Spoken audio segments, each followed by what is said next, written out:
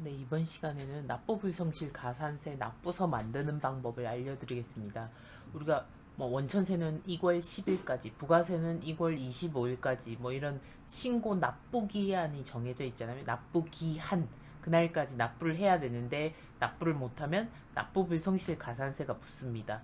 그러면 납부기한이 지나면 가상계좌를 보통 더존이나 세무사랑에서 전자신고하고 나면 가상계좌를 만들 수가 없어요. 납부기한 지나면. 우리가 신고기한 안에만 신고하면 가상계좌가 원천세든 부가세든 다 만들어지는데 이 지나고 나서 만들 때는 안 만들어진다. 그래서 납부기한 내에 직접 은행에서 방문해서 납부하는 방법이 있어요. 그냥 우리가 더존에서 손으로 가산세 계산해서 입력해서 넣어드리면 가상계좌가 안 나오기 때문에 은행에서 방문해서 납부하십시오 하고 납부서를 드리는 경우가 있고, 아니면 우리가 보내준 납부서에 보면 위에 세무서 코드, 세모 코드 이런 게 나와 있어요. 숫자가. 그러면 그걸 가지고 인터넷 뱅킹이나 홈택스에서 직접 작 금액을 입력해서 납부하는 방법, 그 두 가지를 안내를 해드립니다.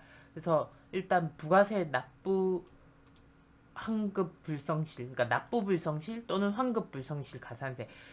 납부는 적게 했을 때 납부 불성실인데 환급 불성실은 뭐냐면 환급액을 너무 많이 받은 거죠. 원래 환급액이 30만 원이어야 되는데 뭘 잘못 넣어서 50만 원으로 받았다. 이때도 가산세 내셔야 됩니다.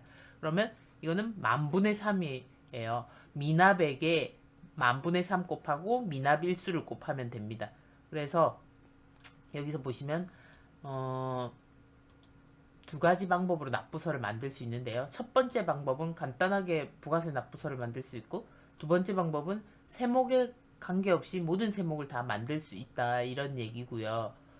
여기 보시면 회계에 보면, 우리가 회계에 보면 부가세 주요 신고 서류, 부가가치세 납부서가 있어요. 여기에 1월에서 6월 예를 들어서 상반기 거 신고했는데 이거를 수정 신고하겠다 이러면, 부가세 신고서 이미 수정 신고 다 하셨죠. 그러면 그 신고서, 수정 신고서 마감한 상태에서 여기 부가세 납부세 부분에 가셔서 수정 신고를 누릅니다. 그러면 방금 내가 수정 신고 마감한 회사가 뜰 거예요. 그러면 거기에다가 직접 수정 신고 요거 선택하시고 회사 코드 입력해서 불러오기를 하면, 불러오기 하시거나 아니면 그냥 수정 신고 선택하면 거기 마감되어 있기 때문에 불러옵니다. 그럼 여기서 언제 납부할 건지 그쪽에 납부 일자를 정확하게 받아야 됩니다. 그래야지 아까 미납세액의 만분의 3 곱하기 미납일수를 확정할 수 있는 거잖아요. 그렇게 해서 납부기한을 넣습니다. 그래서 가산세가 나온 금액을 해서 여기에 가산세 금액을 넣어서 요 납부서를 출력을 해서 보내드리면 됩니다. 그리고 두 번째는 이제 전 세목을 다 할 수 있는 방법인데요. 회계 데이터 더존에 보면 회계 안에 부가가치세 안에 기타 신고 서류 안에 납부서 작성이 있어요. 이게 이제 처음에는 예전에 없었는데 새로 생겼죠. 전 세목을 다 할 수 있게. 그래서 납부년도 2018년도 하고 수정 신고를 8월에 했다. 상반기 거를. 그러면 8월로 선택을 하셔서 이 업체가 뜰 겁니다. 그러면 요 인쇄 부분에 더블 클릭을 하세요. 더블 클릭을 하면 동그라미로 바뀌었다가 또 더블 클릭하면 X로 바뀝니다. 그러니까 X일 때는 인쇄가 되지 않아요. 그러니까 동그라미로 바꾸셔야지 요 데이터를 인쇄를 하실 수가 있습니다.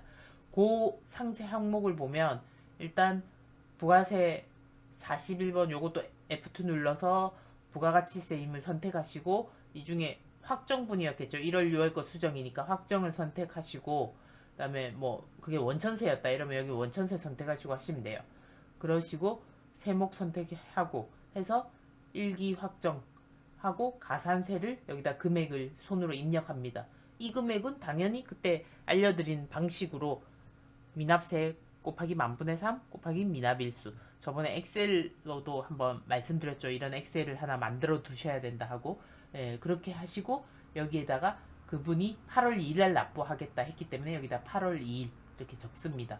그래서 귀속연도와 기수 뭐 넣고 추가 납부세액을 다 넣으시고 가산세를 직접 입력을 합니다. 가산세 굳이 여기다가 안 하고 그냥 여기다가 합산해서 넣으셔도 돼요. 예. 그래서 이렇게 끝났고, 원천세는 저번에 말씀드린 것처럼 미납세액의 3% 플러스 똑같이 미납세액의 만분의 3 곱하기 일수 이렇게 되죠. 예. 그래서 한도가 대신에 미납세액의 한도가 미납세액의 10% 넘어가면 그게 한도다 이 얘기죠. 이것도 부가세와 동일하게 두 가지 방법으로 만드실 수 있습니다. 다만 주의할 점은 원천세는 근로소득세, 사업소득세, 퇴직소득세 등 세금의 종류에 따라서 한 장씩 만드셔야 돼요. 원천세, 지방세는 이 원천세의 모든 세목을 끌어와서 10%로 한 장에 만들어지지만 각각의 원천세, 소득세는 각각을 만드셔야 돼요.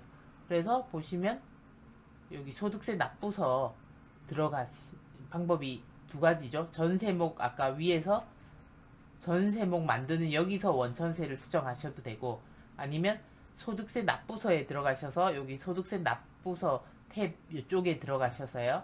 여기 업체를 불러와서 뭐 근로소득이든 뭐 선택을 하셔야 돼요. 하나씩밖에 안 만들어져요. 그렇게 해서 여기다가 잘 나와 있죠. 예. 구분은 자진인지 결정 구분 등 원천 납부세 이런 거 선택을 하셔서 거래처가 언제 납부할 건지 납부일자도 계산하셔서 가산세를 손으로 넣어줍니다. 대부분 가산세라고 하지만 여기 안 넣고 여기 합산해서 넣으셔도 됩니다. 그리고 또는 위에서 말씀드린 납부서 작성 전세목 여기서 이 중에 하나 골라서 넣으시면 되고요. 지방소득세 가산세도 마찬가지로 요거는 조금 자동으로 계산됩니다. 보시면 지방소득세 납부서 새로 도전해서 만들었죠. 여기 들어가셔서 불러오기를 합니다. 불러오기를 하면 당초 납부기한 나오고 신고일이 이렇게 나옵니다.